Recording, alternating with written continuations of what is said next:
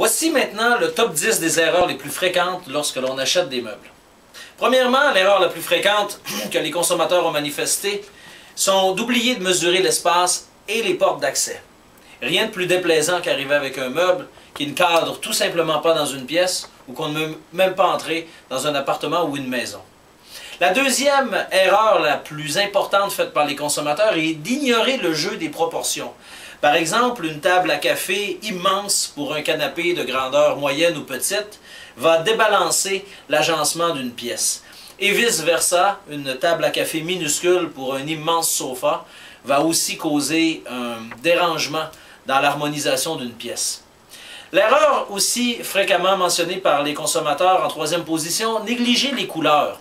Et pour ce faire, les décorateurs utilisent souvent de petits bouts de tissu ou des palettes pour faire certain que l'agencement d'un meuble et d'une pièce saura bien se marier. C'est un détail à ne pas négliger.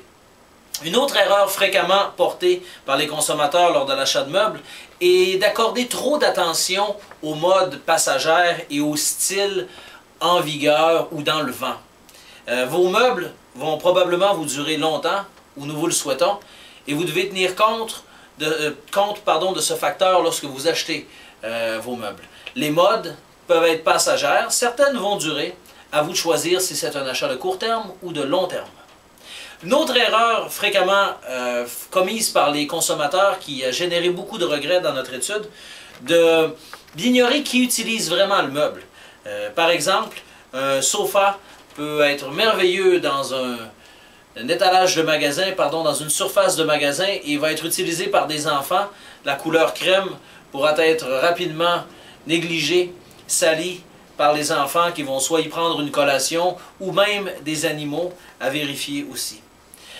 Une autre erreur fréquente, ne pas essayer le meuble avant de l'acheter. Soit par gêne ou par négligence, certains consommateurs auraient préféré prendre plus de temps pour essayer le meuble en question avant de l'acheter et éviter des surprises. Alors ne soyez pas gênés. Une autre erreur fréquente est d'acheter les meubles de façon impulsive. Si vous achetez sous l'effet d'une vente ou d'un rabais qui peut se terminer rapidement, sur le coup de l'émotion, vous risquez parfois de faire un mauvais achat. Dernière erreur fréquente, demander trop d'avis. Les consommateurs ont manifesté qu'ils pouvaient venir un peu mêler ou mélanger dans le choix à faire parce qu'ils avaient demandé tout simplement trop d'avis aux gens autour d'eux. Alors s'écouter soi-même.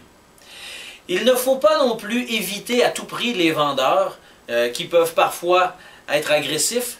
Vous pouvez mettre vos limites et profiter quand même d'une source à l'interne pour vous éduquer sur les matériaux, la fabrication et les composantes du meuble que vous achèterez.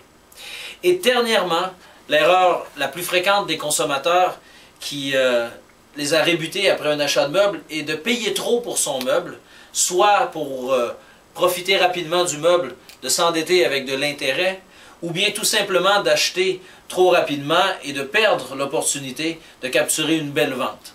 Alors le consommateur lent et patient a tout à gagner.